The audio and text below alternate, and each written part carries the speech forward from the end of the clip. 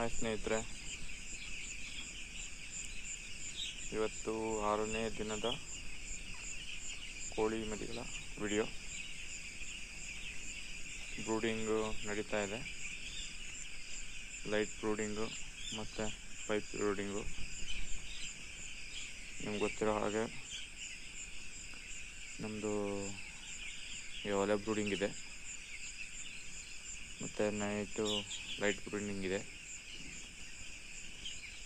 ಎಲ್ಲ ಹೀಟ್ ತೊಗೋತವೆ ಚೆನ್ನಾಗಿ.